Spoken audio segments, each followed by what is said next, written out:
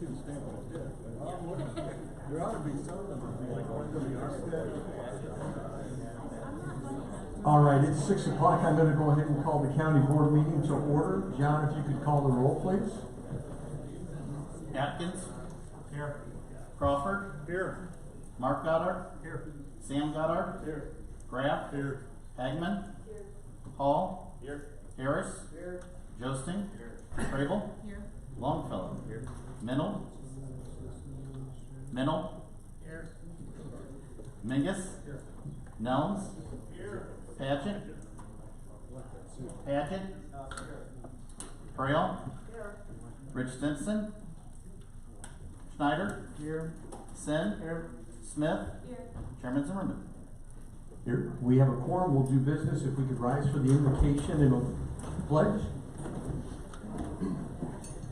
I have been asked to take care of the important business first. The restroom key is on the left side of that door, so I need the facilities. Go ahead and grab those. All right, let's come before the Lord. Heavenly Father, thank you for being such a faithful God. Thank you that we live in a free country where we can come together and debate these issues. I pray that we can do that in a spirit of civility, and once votes are taken, that we can leave in a spirit of unity. Thank you for all these citizens who've come out here tonight. We just appreciate their interest and their passion. I pray that we can honor them with the things that we say and do tonight. Thank you for our employees and just the wonderful job that they do for us in making Tazewell County run smoothly. And I lift up this board. Father, give us wisdom and discernment as we work through these issues.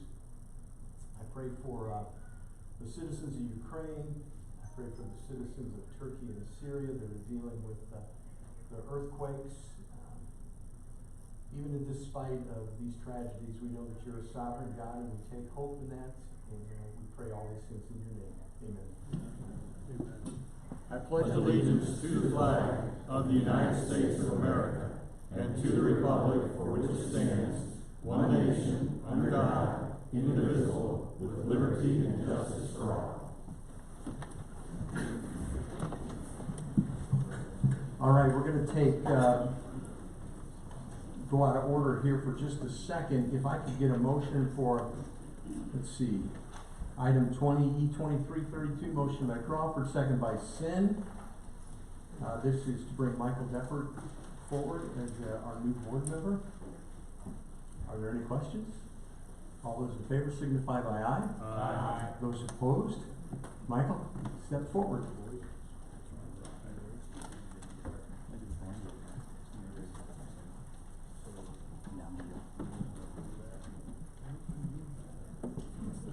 You'll raise your right hand and repeat after me.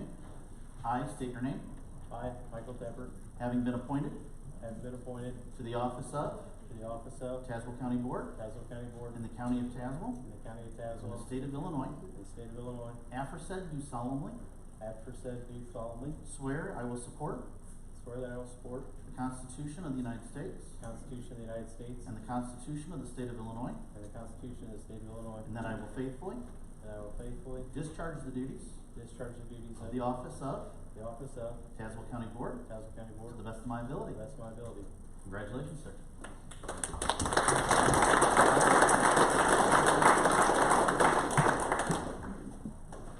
Well, welcome aboard, Michael.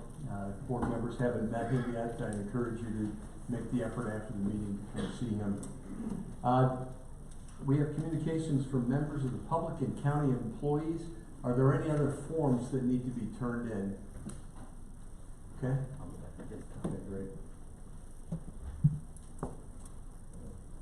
I will go ahead and start with Verge Sila. Would like to speak. If you could come up to the podium and state your name.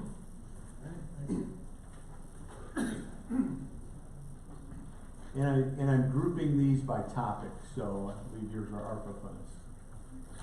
My name is Verge Sila. Mr. Chairman, board members, I sent a letter to the board members who are on the property committee expressing concerns regarding the current controversy about the two buildings across Capitol Street from the courthouse.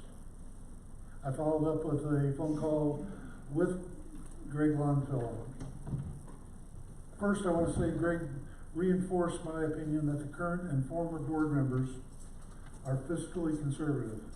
he mentioned several times that the board members strive to spend Tazewell County taxpayer money wisely. I've sensed the same for years. Second, there's been significant behind-the-scenes analysis that has not been communicated with Tazewell County taxpayers, and transparency has been lacking. Third, in my opinion, most important is that most of the $25 million awarded to Tazewell County from the American Rescue Plan Act of 2021, ARPA, has not been voted on by the county board. At this time, less than 10% has already been spent.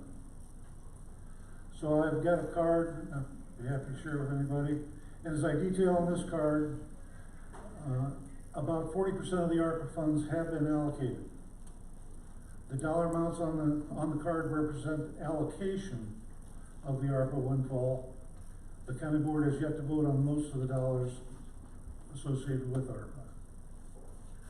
While these figures are ballpark figures, I do want to make 3 points. First, if $8 million is allocated to construction projects, we have evidence that post-pandemic actual costs will likely be much higher.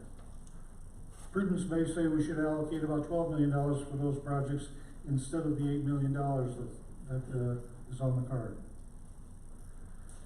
Second, the remaining 50 to 60% of the funds can be allocated to projects that can significantly reduce the ongoing operating expenses by relocating county employees. Up for discussion is whether the new location would be maybe in the Tazewell building, maybe in the arcade building, maybe in the Shipper building, or maybe in a new building. Third, the $32 million, according to the rumors, of a new building to house the criminal court functions far exceeds the 50 to 60% of the ARPA money that has not been allocated. So, and also the details for such a building really seem to lack broad consensus within the elected county officials and within the county board. So as one Tazewell County taxpayer, I recommend allocating the balance of the ARPA dollars to reduce the ongoing operating expenses by relocating county employees into a single facility. As I understand the organization of the county board, the property committee should have the debate about where to relocate county employees, and I recommend that the property committee do this in public at their monthly meetings. Thank you for your time. All right, thank you. Now we're going to move on to, I believe, the solar farm. And just as I should have said this up front, 3 to 5 minutes is kind of the general rule for public comment. Joyce Blumenshine, would you like to step forward? And if you could just state your name and... Thank you very much, Mr. Chairman. Joyce Blumenshine. I'm here about the solar farm, and it ties into wind. I hope that's okay. I'll be very short. So I just want to thank the board and the citizens. I grew up in Tazewell County, a native. Our family reunions are on Howlands Road, Grove Road, and I knew Grosenbach Road well. I'm just concerned because I see the future before us. Change is not mandatory, but if we want to survive as a people, as a healthy planet, it's really necessary. So I'm here just with a few points. I'm a little confused because for the solar project and for the wind ordinance coming, I want to point out these are jobs, and it's also revenue, tax revenue for schools and tax revenue for the future of the county. Now, what looks pretty to some people may not look pretty to others, but what benefits 1,000 people versus what benefits a couple of people, and the view from their front porch, we have to weigh and balance all things, and it's a tough job. I respect that. Just a few points in closing. A 200 milliwatt project alone would be 200 plus new construction jobs and 11 long-term jobs for wind, and $40 million over the life of that for school districts over the course of the project. That might help taxes, you just don't know. Existing wind projects like the split rail already paid $6 million in property taxes to the county since being operational in 2009, and that is half the size of some new projects.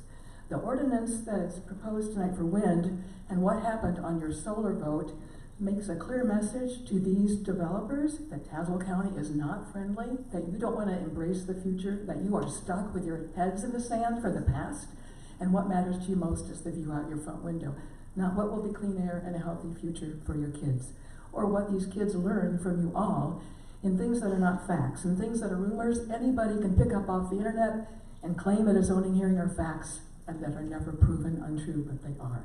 So in closing, to date, total wind energy investment in Illinois is over $13.7 billion, and this is going to consider growing in the future. Logan County gets 59% of their county budget supported by wind, and 24%, a quarter of the budget in McLean County, is supported by wind. Thank you very much.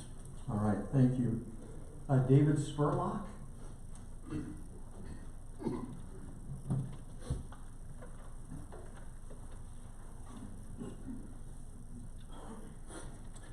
My name is David Spurlock. Thank you, board chairman and board members. I'll be very brief. Just last month, this group unanimously supported a resolution condemning the state legislature for taking away local control over land used for wind and solar projects. Excuse me. This was well-deserved pushback against Springfield overstepping their boundaries, so thank you for that resolution. Earlier this month, the Zoning Board of Appeals spoke for the residents of Tazewell County by recommending a denial of this change in zoning from R1 to A1 for Fond du Lac Park District property located along Grossenbach Road, and by denying a special use permit requested by Solar Star, the solar company. Now, does anyone here doubt that if this zoning change that's been requested is granted, a special use permit will then be granted by Springfield, ignoring the will of the people and the county? Let's keep control of Tazewell County property in the hands of Tazewell County. Deny this voting change request. Thank you. All right, thank you. Owen Lofgren? Owen? Okay.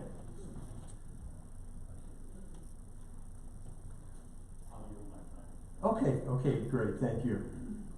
All right, David Fay?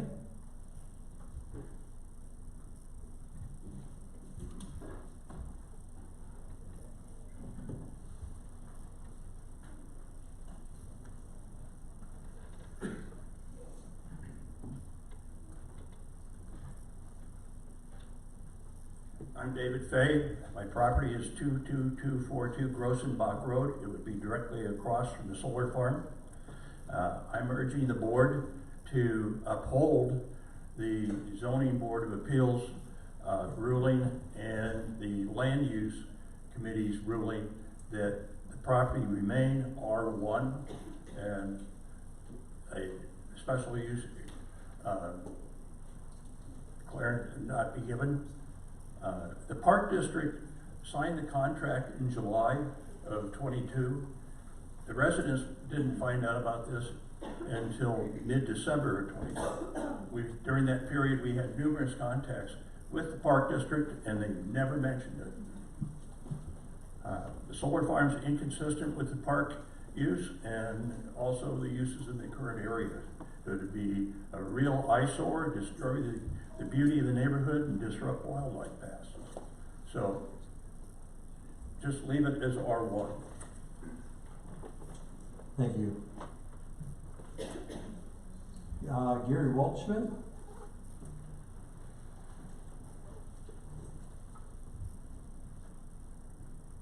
We normally don't have this many people here, so I apologize for the cramped conditions around.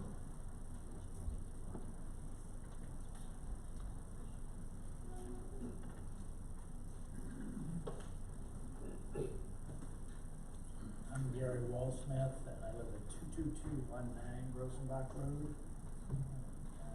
Thank you for this opportunity.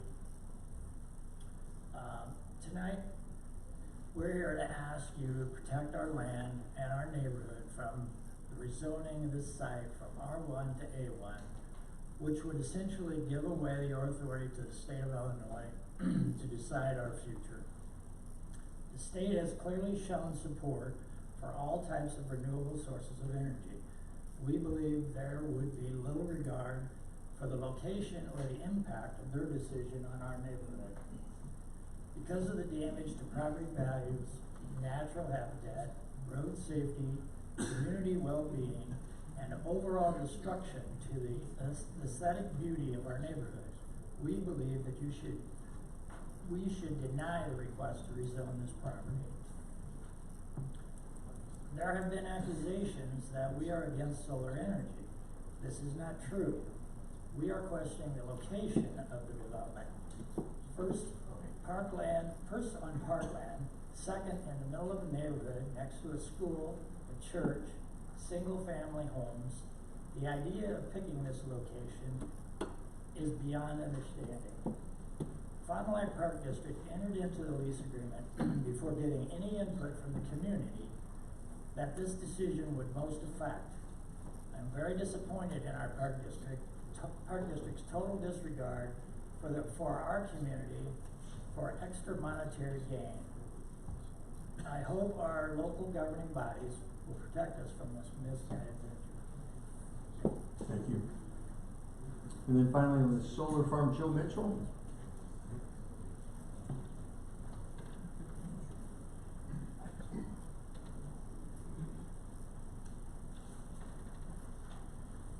My name is Joe Mitchell, and I work at Bayview Baptist Church on Grossenbach Road, one of the assistant pastors there. And I first want to say thank you for the boldness of your faith and to open in prayer. I appreciate that. I want to clearly state up front that I am against the rezoning of the land on Grossenbach Road from R1 to A1. First of all, because A1 is not consistent with what currently exists on Grossenbach. A1 is not a good fit for this area because the land is surrounded by low-density residential properties. Secondly, rezoning this land from R1 to A1 will likely lead to the installation of a large-scale solar farm on Grossenbach Road, which would have tremendous, lasting, negative effects on this area. It has been said that every neighborhood is special to the people that live there, and in many cases that is probably true. With that thought in mind, a solar farm of this magnitude probably does not belong in the middle of any residential area. But having said that, in the case of Grossenbach Road, this area is truly different. It's not simply that Grossenbach Road is just special to the residents and therefore we're trying to protect it. This small stretch of road truly is a special and unique area. And a solar farm of this magnitude absolutely does not belong here for three main reasons. Number one, a solar farm of this magnitude on Grossenbach Road will completely destroy the natural beauty of this small stretch of road and what the residents there have built their homes around. But this is just one reason.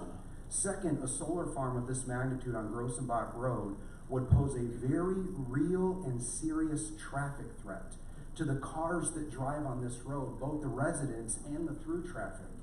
It would pose a very real and serious traffic threat to the school buses that drive on this road, the motorcycles and cyclists that travel on this road, the local runners who use this road, and the residents and local businesses who walk this road every single week. The road is too narrow, and there are some dangerous corners where the views and the intersections would be completely blocked. This is a real and serious problem. Finally, putting in a 40-acre solar farm surrounded by an 8-foot chain link fence would wreak serious havoc on the local wildlife.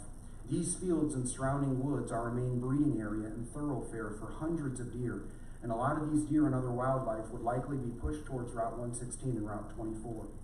The people at the Fond du Lac Park District work very hard for our communities, and we appreciate what they do. I think it's important to recognize that. But it is also their job to evaluate and understand these risks and help protect areas like this. They were entrusted to do this when they purchased the land from Kathy Fay in 2003, and there was a mutual agreement to protect this area from projects like this. We want to make it very clear that not one of the 200 plus parishioners at our church, not one of the 33 school families at our school, and not one of the neighbors who live on Grossenbach Road want this here or think it's a good idea. In conclusion, I'd like to make a couple thoughts regarding our situation and the situation with the wind farms. First of all, I'd like to say that I have a much greater appreciation for each of you who serve on boards like this. There's a lot of work that goes in behind the scenes and a lot of decisions that need to be made for our communities. And I want to thank each and every one of you for giving your time to serve us and to help protect our communities. As you are aware of, there are some decisions that your committee makes that, although important, do not carry with them tremendous community-wide consequences.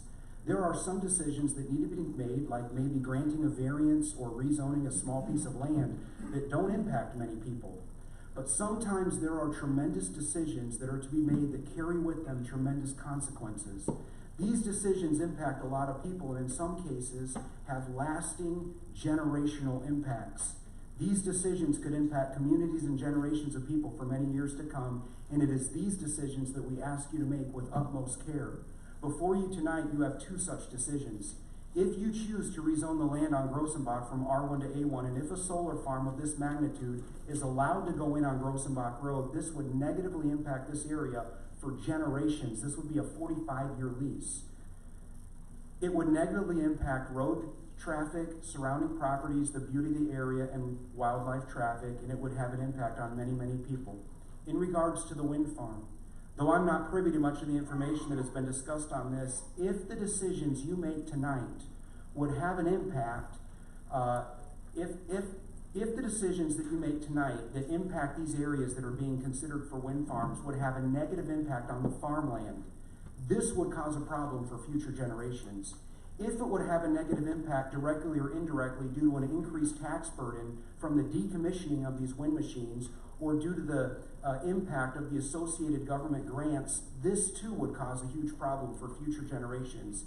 If the carbon footprint from installing and decommissioning these things would have a greater negative impact on future generations than the good that would come from using them, that must weigh into these decisions. I'm simply asking that you please make these decisions both regarding Grossenbach Road and regarding the wind farm that have the potential to have a tremendous negative impact, not just on a few people, but on many, many generations to come. Please make these decisions with the right knowledge and with great care. Thank you. All right, thank you. All right, move on to the wind farm comments tonight. Keith Cornwell.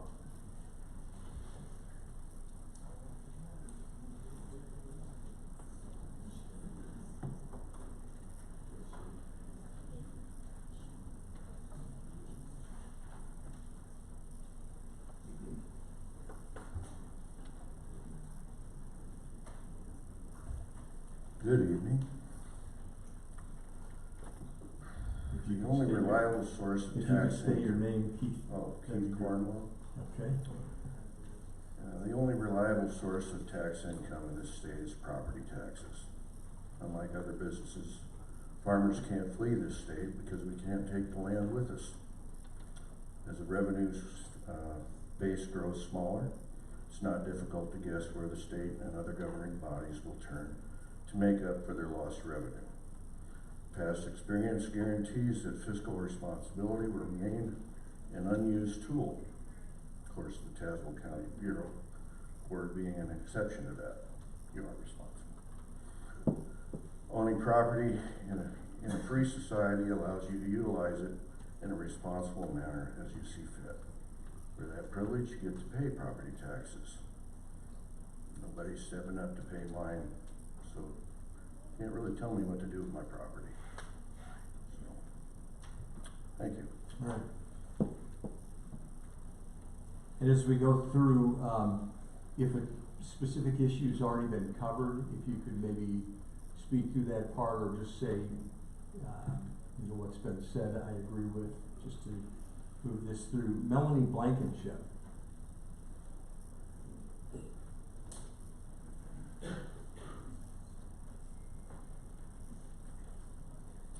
Hello, my name is Melanie Blankenship. Thank you for giving me the opportunity to speak this evening. I currently live in Logan County. However, we own farmland in Tazewell County and are planning to build a new home on that land this year. We are excited to come to Tazewell County because we feel there are a lot of positive things happening here, such as this ordinance up before you this evening.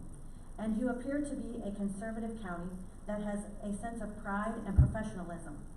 As I said, we are from Logan County, and in my opinion, we feel they have their sights set on the wrong goals for its citizens. They want to be the wind farm capital of Illinois. And I'm sure this is one of many reasons they are losing population. It is certainly one of the many reasons we have decided to move.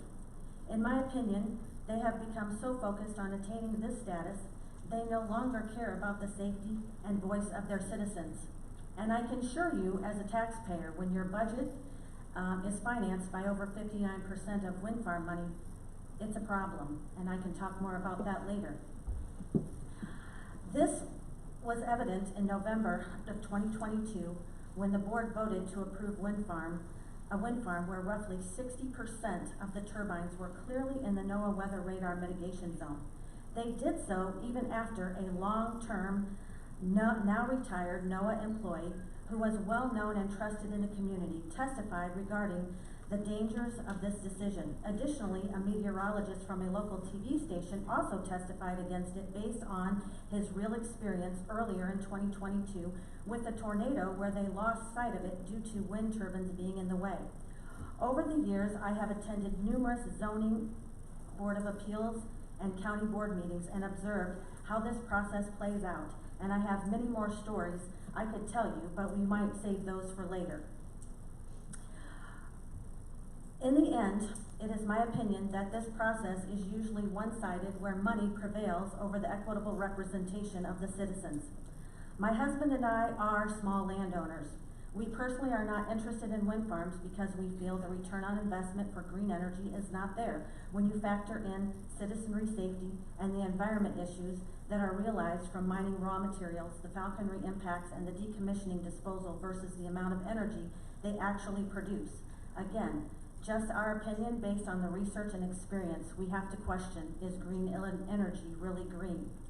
It is not our intent to say no one can have a wind turbine on their property. We are just saying that it is not right for us. We support this ordinance because we feel it provides some equitable attributes for both sides, landowners who want a wind turbine and those who do not want to have to live by them. Decommissioning expenses are a very big concern of ours. If the reserves are not sufficient, then there is the potential that all taxpayers may get stuck with the bill when the landowners who made money off of the wind turbine and whose property the taxpayers would essentially be cleaning up is basically absolved from those responsibilities and expenses, while other taxpayers have to bear the cost burden of property cleanup out of their own pocket. For example, a gas station owner who decides to get rid of his gas station has to bear the cost of removing the tanks and cleaning up the site out of his own pocket. The ordinance maintains a level playing field for all taxpayers, in my opinion. In closing, I strongly believe government should work for all citizens, not just a few. I ask you to please vote yes for this ordinance. A yes vote provides more equitable solution for all taxpayers who share the cost of government decisions and not just a few. Thank you. Thank you. Amber Toll.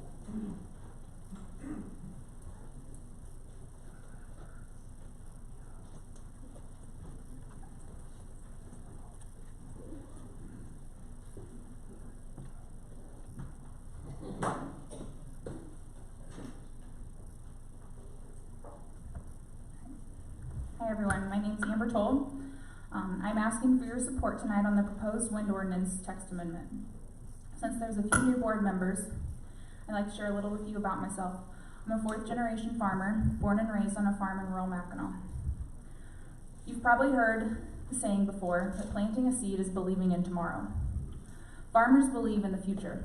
They are also very reliant on a healthy environment. It truly is our goal to promote the responsible and safe development of renewable energy in Tazewell County. But we won't succeed by force, fear, or dishonest tactics. We must respect everyone's property rights. Multi-generation farms, or any business for that matter, are successful because they don't make hasty decisions that only show promise for short-term gain with no accountability for the future. It is imperative as we make these decisions today, both farmers for their operations and you as Tazewell County board members, that we are not only looking to protect the natural resources we have today, but we are also looking into the future, protecting our next generation. I understand that Act 102-1123 further complicates the situation around the wind ordinance in Tazewell County. But a positive vote for a protective ordinance is a show of good faith to the citizens that you were elected to serve and protect. This further shows that Tazewell County will continue to put their people first in all decisions. Having extra precautions in place and backing them down only when needed is a responsible approach. A lot can happen in the remaining 90 days that the county was given to become compliant. Citizens of Tazewell County will not give up when it comes to protecting the welfare and property rights of all of us who live here, and neither should you. Last month, you unanimously voted on a resolution condemning the state of the passing of HB 4412. I hope your concerns run deeper than the fact that they took away your control, and that you are deeply concerned with the lack of accountability and protections that the state is offering. For the same reasons that you are concerned with the state's recent actions, we are concerned for our property rights and our protections if we become wind tower neighbors. From the start, our hesitations to participate in such a project stemmed from shortcomings in the contract and in the zoning ordinance. If we are going to promote further development of renewable energy in the state, we must do it with respect and consideration for the citizens that live here. There's a better way than kicking the can down the road, or in our case, down the state. Wind turbines are intended to solve a problem. They're supposed to be a greener form of energy. Are we zoning them properly? Are we taking into account the displacement of the carbon footprint from one area to another? Are we being truthful and honest with ourselves and others about the motives behind our actions? What are we truly solving if the solution to one problem destroys the lives and natural resources in the process? Today you're voting on an ordinance. This vote has nothing to do with a specific project application or a specific company. This ordinance will establish the guidelines on how we will allow turbines to be built, the level of accountability that we will hold the developers and their successors to, and the level of safety that we will afford our citizens. It is a voice to the state of Illinois that the counties and the citizens want better protection. However you are justifying your vote tonight, remember to keep citizens first in all decisions. I know this has been a huge learning opportunity for all of us over the past years, and I believe that we can be a part of change for the better. Thank you. All right, thank you. Fred Lawrence.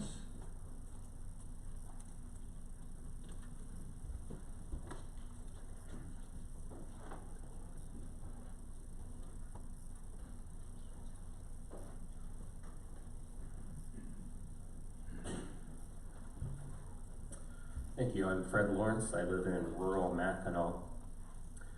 I wanted to take a minute to address a statement that was made excuse me, by one of our board members that this whole ordinance amendment is being pushed by wealthy landowners.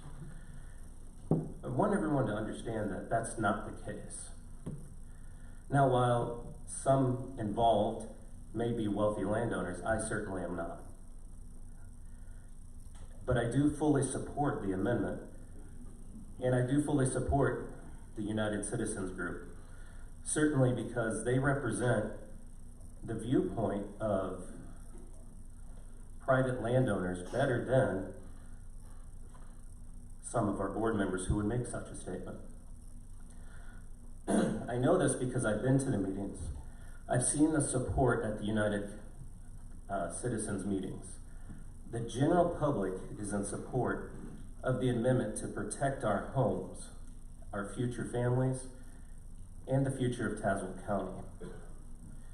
Not just the view from my front porch, not just the view from your front porch, but to also protect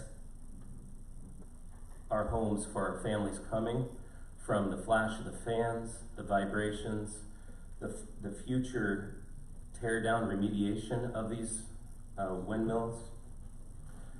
It's important to everyone and the majority of the public of Tazewell County that this ordinance be passed, and I urge you to vote for it. All right, thank you. John Baker.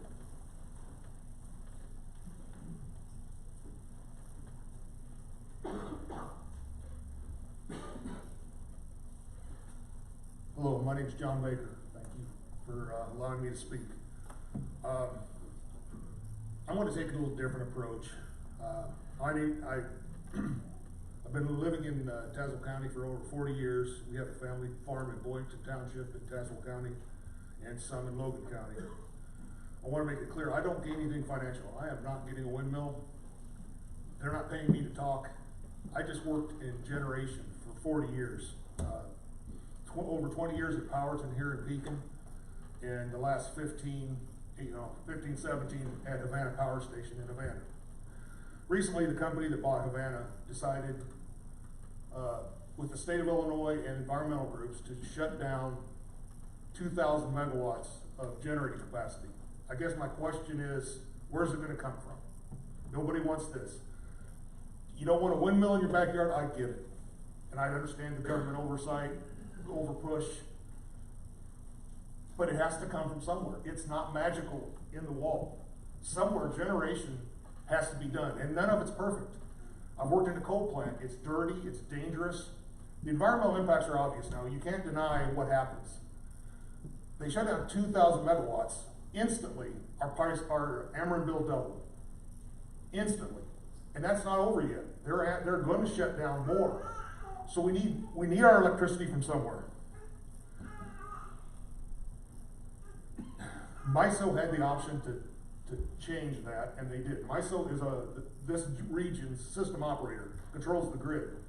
They can do a must run and let these plants run. That's not an environmental answer, but there's really no good ones. Do you want a nuke plant in your backyard? Do you want to deal with 10,000 years of waste? Do you the power plants that they shut down are just sitting there. They're not going to get decommissioned. They're not going to do anything with them. It costs too much. They've got ash ponds, they've got grease and oil, there's diesel stored on site. It's been removed, but it's the residues, it's all still there. So I guess my question is, what are we going to do? There are very few options. Even hydro today was one of the best. The reservoirs are drying up because of global warming. Where is it going to come from? Electricity isn't an option. It isn't a luxury. It's a necessity for all of us. And I guess I'm concerned we keep pushing it down the road. Prices aren't going to get any better. During this year, when inflation went through the roof, at the same time people had to pay double utility bills. I don't know that windmills are the answer to everything. There's no perfect answer. Everybody wants something magical, and it's just not going to happen. So the windmills right now, and extending the life of coal plants and nuke plants, the windmills and solar really are about the only way we can increase capacity. And you can go ahead and push them to another state, like Illinois is so good at doing. I wish that we could have discussed the ordinance before the state got involved and actually came to a compromise, instead of saying, this is what we want, this is what we gotta have. And if it passes, there'll be no more windmills. There'll be no more wind farms even discussed in Tazewell County. And you talk about government overreach, and you don't want to be told by the state what to do. That's how I feel with United Citizens saying, they would say in their discussions, because I spoke at the Zoning Board of Appeals also, and I heard a lot of, well, we're not against windmills. We're not against windmills, but that's not what your body said, your body language said, and that's not what your hundreds of yellow signs. It just said no windmills. Let's be honest with what we're at. You don't want an ordinance, you just want no windmills. So we need to be honest. Everyone needs to know that's the truth. So I guess my point is, where's this generation going to come from? I like having my refrigerator. I like having air conditioning. I have solar on my house that I installed. Doesn't affect anybody else. Nobody can see it from the road. That'd be great if everybody do that. It'd help out the system. I understand that. But our system's hurting, and it's not going to go away anytime soon. So I believe by voting on this much stricter ordinances, it will kill any new wind farm development in Tazewell County. Many small municipalities, townships, rural school districts need tax dollars, and I don't know if you've noticed, there's no new development, there's no houses, there's no new businesses coming to rural Illinois. So taxes are going to go up for the people that are still here. I wish there was a perfect answer, but there's not. This is the least problematic of them all. I believe this windmill should be allowed to be built. I agree with the gentleman that said, you know, you have the right to not have one, but you don't have the right to tell me I can't have one. So in closing, I hope that the board will look at this, and I don't understand with the state law that's just been passed, how this is even being done and discussed. How is it legal? I worry that my tax dollars will go to a frivolous lawsuit trying to battle this, and I don't think that's right. So I guess in closing, I would like them to think about this and not pass the ordinance. All right, thank you. Emily Hopkins?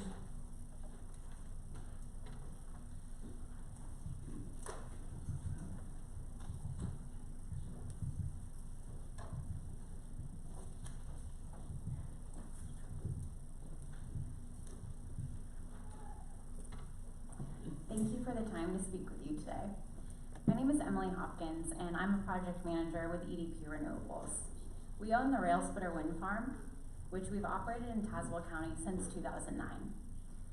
In addition to evaluating the latest wind energy technologies to improve the performance at Rail Splitter, we are currently working on developing a second phase of the project. We're here today to express our deep concern with the proposed amended ordinance.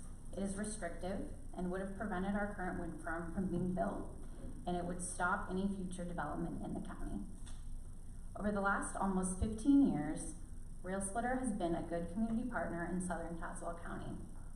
It currently employs 9 local citizens in full-time positions and provided over 70 jobs during construction. It has contributed more than $6 million in tax revenue to Tazewell County, approximately $3 million of which has gone to local schools. It has also given landowners a weather-resistant cash crop they can rely on, with over $12 million in landowner payments made to date. Had the ordinance being proposed today been in place in 2009, Rail Splitter would have never been built. We're excited to begin the next phase of Rail Splitter and have been working closely with the community since 2020 to develop a project that everyone can be proud of. We want to make sure that you are aware of the support for wind energy shown by the numerous landowners who have signed up to participate in our project. We've had more than 50 families with close to 10,000 acres sign up to participate in Rail Splitter 2. These landowners want to see the project move forward. We estimate that Rail Splitter 2 will bring more than $31 million to Tazewell County through property taxes over the lifetime of the project. This revenue includes $22 million to local schools, $2 million to Tazewell County, $500,000 to Arlington Fire, and $750,000 to Boynton Township. We expect future upgrades to the Rail Splitter wind farm to allow it to continue bringing in comparable tax revenue to what it is currently generating. This is in addition to landowner payments and local spending during construction. EDP has worked hard to be a good community partner over the last almost 15 years, and we commit to continuing this relationship long into the future. We hope the county board reconsiders this proposed ordinance and instead allows for an ordinance that considers the needs of the community while also allowing for future wind development. Thank you for your time. Thank you. Jim Griffin?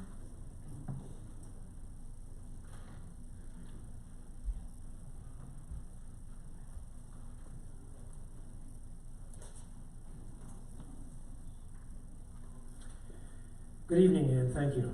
My name is Jim Griffin. I am a permitting attorney for Invenergy's proposed wind energy project in the county that's currently under development. As you've heard from other speakers tonight, wind energy is a beneficial and compatible use in the agricultural areas, as has been proven in Tazewell County. Now, I understand that some of you may have strong opinions on the new state siting law that's recently been enacted, but that's not on your agenda tonight. What's on your agenda tonight is a proposed ordinance that is intended to and will prevent any wind energy projects from being developed in Tazewell County. A vote in favor of this proposed ordinance is a vote to prohibit wind energy in Tazewell County.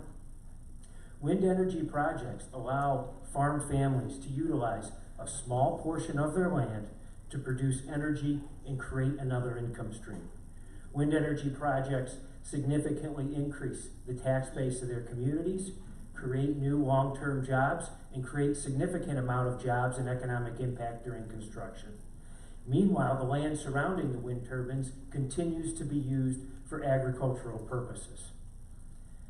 The proposed ordinance before you tonight will prevent any of that from occurring. And I'm going to explain why.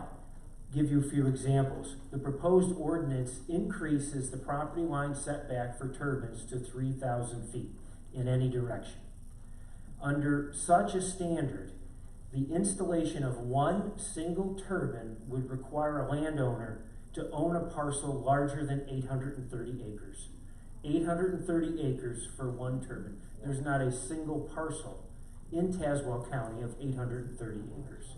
Neither rail splitter nor any other project in Illinois could meet that standard. The proposed ordinance contains a sound limit of 38 decibels. Neither rail splitter nor any other project in Illinois could meet such a standard.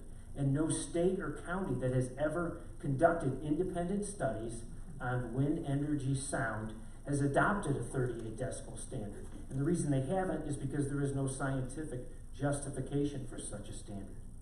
The proposed ordinance has a standard of 0 shadow flicker on any adjoining parcels. Neither rail splitter nor any other project in Illinois could meet this standard. And those are just a few examples of the provisions under this proposed ordinance, which individually and collectively would stop any wind energy projects from being developed in the county. Tazewell County's experience with wind energy and surrounding counties don't support a wholesale replacement of your current reasonable wind energy standards and convert it to an anti-wind energy ordinance that would prevent all future wind energy projects. Wind energy projects are an appropriate and compatible use in agricultural areas, and there are hundreds of landowners in the county that have signed up for the Invenergy and EDPR projects that are under development.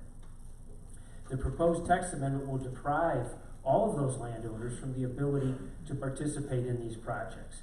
And depriving your landowners of their ability to participate in these projects is contrary to good land use planning, is contrary to the land use rights of your landowning constituents, is contrary to the economic interests of your constituents, and contrary to the economic interests of Tazewell County.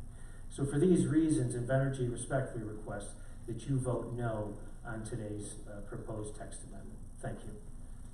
All right, thank you. Kiana Knopfsinger?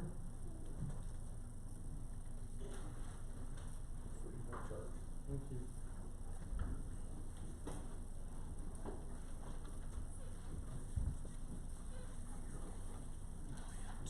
No problem. Thank you.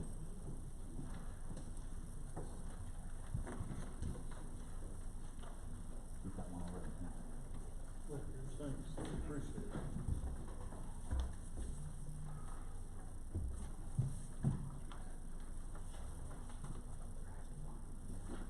Okay, I'm Kiana Knopfsinger. You will see a packet has been handed out in front of you, and I'll go through each of the articles as we go along. But the United Citizens of Tazewell County has proposed an ordinance with many forward-thinking elements and protections from turbine issues that you may not understand today, but these issues will be evident over the next several decades as they're becoming more and more prominent in the news each day. This evening I would like to present some local evidence. We hear about turbine stuff all over the United States of America, but it's never in Illinois or very local to Tazewell County, and the articles I'm going to talk about are.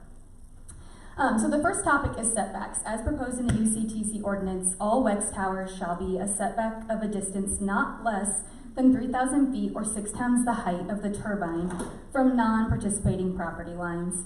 And evidence has been submitted to support this distance from turbine manuals, even the wind companies themselves as far as wind energy zones go when they are siting turbines.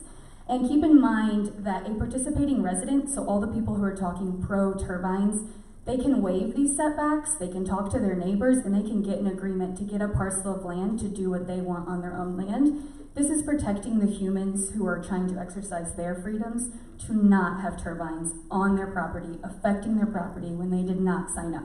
So that is so crucial that these setbacks can be waived by any and every landowner in Tazewell County that would wish to. So why is 3,000 feet so vital? Please reference the first article in your packet. So on February 16th of 2023, a 400-foot turbine collapsed in Paxton, Illinois, just like completely fell over. So the neighbors roughly 1,320 feet away stated that the vibrations from the impact were felt inside their home. So it's safe to assume that if a 400-foot turbine can fall over, so can much larger ones. Currently, Tazewell County is talking about having 600-foot turbines. And do your residents feel protected from a collapse at 1,250 feet as being stated in the Tazewell County ordinance, or 3,000 feet from their actual property line? And when you view the image on the article, where would you feel comfortable sleeping at night? Because that can happen 24 hours a day. Would you want to be 3,000 feet away from the collapse or 1,250 feet? Now, if you would please reference Article 2 in the packet, this occurrence happened on January 6th of 2023 in LaSalle County, Illinois. A turbine was engulfed in flames, which maybe doesn't seem frightening until you look at the picture, and what really did it for me is the fire on the ground. Once it's on the ground, it can spread, especially if this fire would have happened just several months before in the fall time. Fiery debris falling from the narcelle in an empty field can extremely ignite dry crops, and depending on wind conditions, widespread field fires could occur in a matter of a few minutes. And all of these areas where these turbines are being sited are heavily dependent on a small volunteer fire department, one of which my husband has some involvement with, and it's volunteer, so you just call people and hope somebody shows up, especially when a fire is spreading so quickly through a field. So the final piece of information and evidence that I have in your packet is an article from February 16th of 2023 stating that EDP Renewables and Invenergy have until March 16th of this year to cover delinquent decommissioning costs in McLean County. McLean County Board Chairman John McIntyre said that after dealing with delinquency for 3 years, it was time to take steps to ensure that the decommissioning money is paid. So according to McLean County's wind ordinance, after 12 years of operation, EDP and Invenergy were required to set up an escrow account as a decommissioning fund in the amount of $35,000 per tower. The article you were handed states $25,000. But either way, McLean County trusted the wind developers just as we all are in Tazewell County. They have been making income off these towers for 12 years, and yet $0 have been paid towards what they were supposed to do for decommissioning funds. Take this as a warning, take this as a sign that we have to have an ordinance that lays out the black and white, that protects us from, we've all heard it a million times, the Tazewell County landfill situation. We do not want that. This is proof that they are not following through with their word in a neighboring county of McLean County, who we have all referenced as a good resource. So the same two companies who have stood in front of our county board, and they have said over and over how committed they are to communities, they're being delinquent in our neighboring county because they got what they want. So they need to be required to follow through with their responsibilities to the end of the project, and that includes decommissioning. Communities like ours are being blinded by these short-term financial goals, just a little bit of money here and there, and we're not assessing the giant picture and how much money it's going to cost us in the future when they don't hold up their end of the obligation. So who's going to take these towers down? Who's going to be responsible? We need to be protected by an ordinance, and the United Citizens of Tazewell County ordinance is so strong in decommissioning, extremely strong. It was very well researched. So we're only as protected as well as our ordinance specifies, and we're only as protected by the companies that we choose to do commerce with. So thank you for voting for an ordinance that protects its citizens and the county's long-term financial assets. All right, thank you. Brad Long.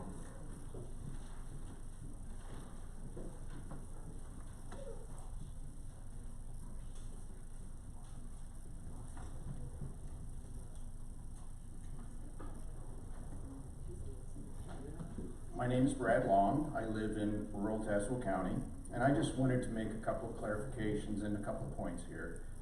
The people that presented the wind energy text amendment to the ZBA, land use, and now the full county board are not against renewable energy, regardless of what some people may say.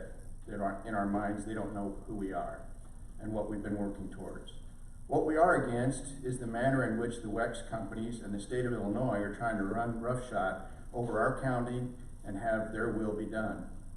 We're trying to help you protect the citizens of Tazewell County by providing responsible guidelines regarding the placement of wind turbines. The text amendment before you this evening is strong, and it lays out specifics that protect participating and non-participating citizens. Granted, there are some items in there that are more stringent than the state has outlined, but there's plenty of time to alter or amend or tweak some of this before the compliance date. There are other items that are not addressed by the state that can be kept in, such as decommissioning language in the amendment that has just been referenced by Kiana. We've got some strong language in there. We certainly don't want you to be put in the position you were in with the Pekin landfill. Please don't let the state of Illinois completely dictate every aspect of this issue. Please vote yes for the UCTC text amendment as is written and protect the citizens of Tazewell County. And just on a side note, we've spent thousands, and I mean thousands of hours researching